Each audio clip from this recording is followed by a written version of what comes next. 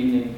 The purpose of tonight is to showcase to you the sorts of careers that are possible through the degree of Criminology and Criminal Justice and our double degrees. We've got a mixed audience tonight, so we have some people in high school considering this degree, and there are people that are in the degree who want more information about the various careers and agencies that might employ someone with the sorts of skills and content knowledge, domain knowledge that you get out of this degree. We have a different, who is going to any of the career fairs that go in the country? Does anyone know about the career fair? That's actually okay, because to be honest, I didn't know that there were career fairs until yesterday, so there you go. What we do is different from the careers fair. So the careers fair, you can just go and it's essentially an exhibition. You just go to different booths, talking to people in different agencies. This is different here. We've got people from agencies that have done this degree, so they're recent graduates, and you can talk to them about how they found not only the degree, but then how they've transitioned from university to a professional career. So I think that's something that's different about a night like tonight that you won't get at the careers fair. But please, now that I've told you about it, if that's of any interest, please still go to that. Okay, so the purpose of tonight is to serve both audiences. So we want to provide to... So for the recording, a baby just cried and I didn't realise there was a baby. And I was just, students are getting younger and younger every year. It's ridiculous.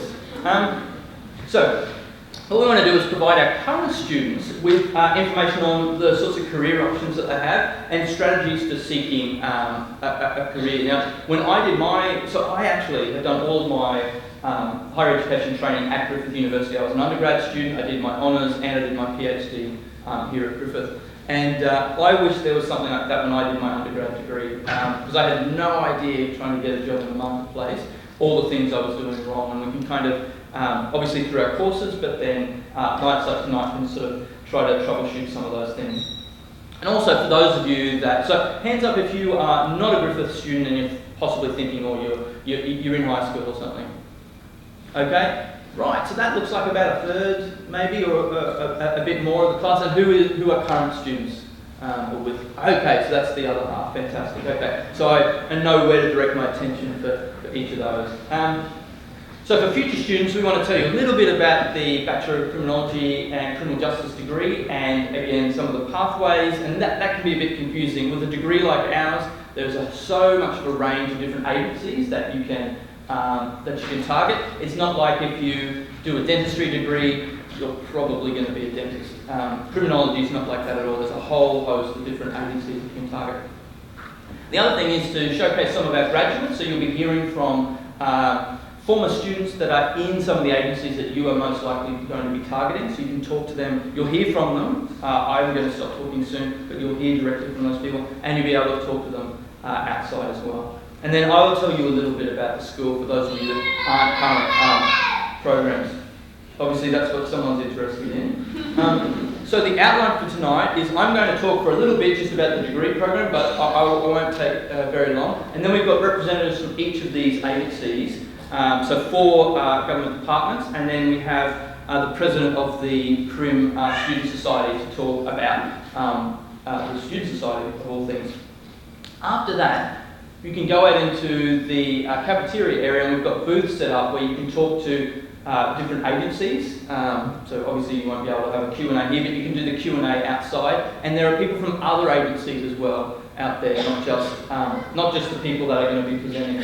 So one of the things that we get, we do feedback on nights like this, and one of the consistent feedbacks we get, or complaints, is that people really want to hear from the Australian Federal Police, because that's a major employer, and a lot of our students like the Australian Federal Police want to target that. The good news is that we've been able to attract AFP tonight for this. So you should, if that's of interest, you should talk to those people. They're doing a major recruitment drive at the moment, so it's a good opportunity to talk to them.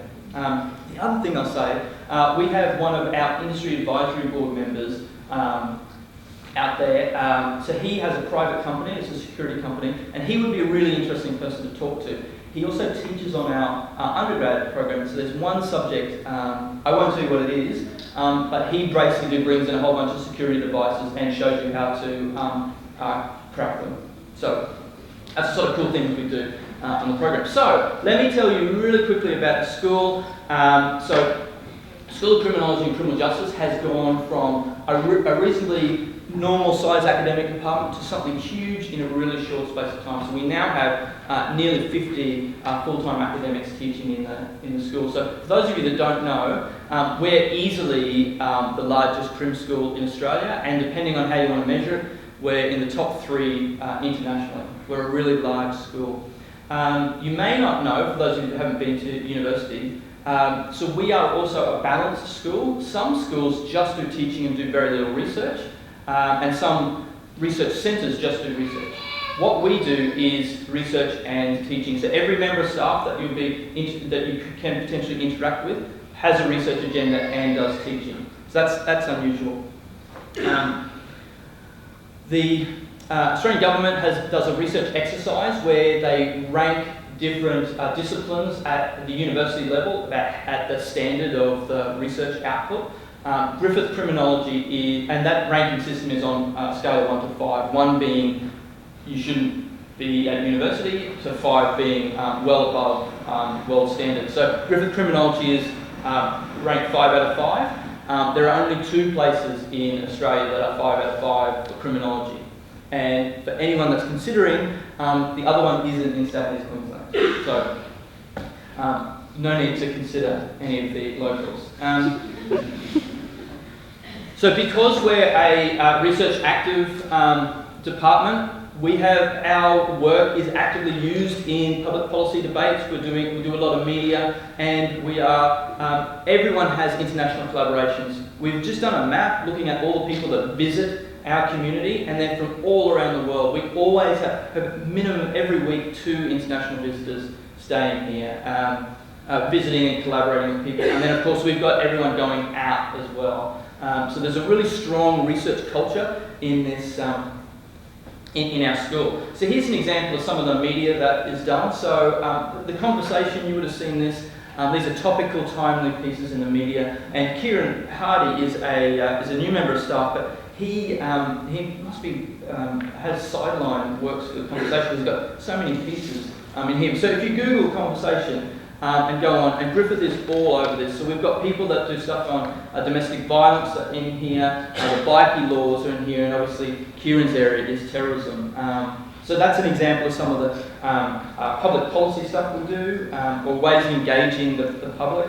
And here's an example of some of the stuff we do at the parliamentary level. So this is a report on fraud, and Jackie Drew is one of our staff members, and she's probably a national expert on fraud, and her kind of research insights are discussed and debated at these sorts of levels. So in terms of so the School of Criminology and Criminal Justice, we do the teaching, but also everyone has a research agenda. The main degree that we do is Bachelor of Criminology and Criminal Justice. That's what we call a single degree or a focused degree. We also have double degrees. So I've listed there all the double degrees. So we have Criminology and Criminal Justice and Psychology, Criminology, Criminal Justice and Law, etc., etc. You can read them. If you don't know, a double degree is kind of a good deal. It means an extra year of study, or 2 years if you want to do the law degree, and you get 2 degrees. So you're doing the same content as 2 degrees, but it's compressed. So if you weren't aware, if you're interested. Griffith University has 5 campuses, and we teach Mount Gravatt, the one you're here, Nathan campus, and the Gold Coast campus. Nearly all of our subjects in the school are offered online. So you can study at your own leisure, and then there's also something called Open University Australia that you can take our courses in and still get a Griffith degree. If you are an on-campus student, you can look at some options to study abroad for a semester, and there are some examples of people in cool places, but they were from Griffith University, and some of them actually made it back, so well done. Okay, and I just want to do a quick plug. We have a new double degree that's starting next year, Criminology and IT. There is it seems every week, sometimes every day, there's a media report about customer data breach in a private sector firm or government records being released by hackers.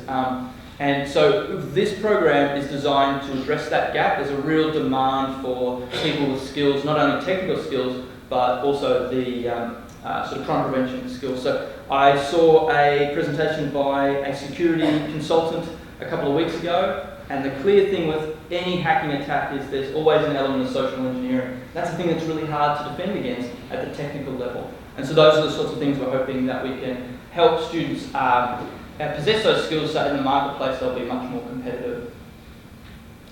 Okay, so this is I think the last slide on our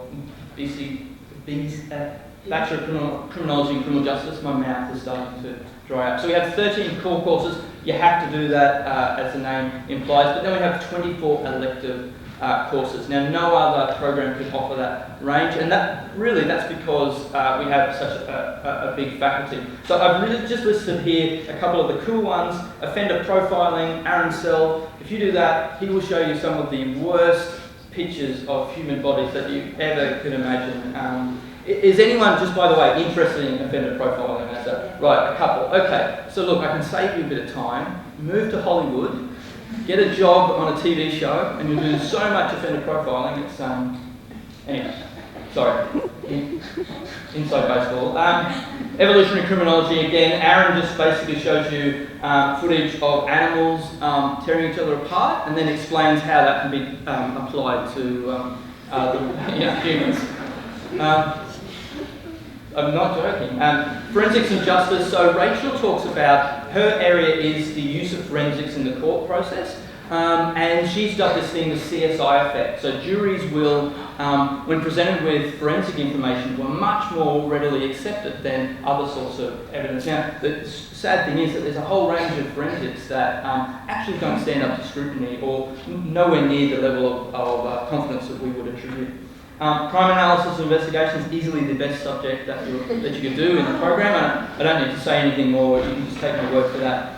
Jackie Drew teaches fraud detection and prevention. I mentioned her before, and that's one of the new courses that we're doing in that joint IT and Crim program. So for the current students, you'll know about these, but for the people that aren't yet students, developing professionally, this is a subject that kind of teaches you skills to transition into the workplace. Professional practice is you can get an internship or a placement in an agency. You do a project under the supervision of a professional and a staff member, and that is your assessment for that subject.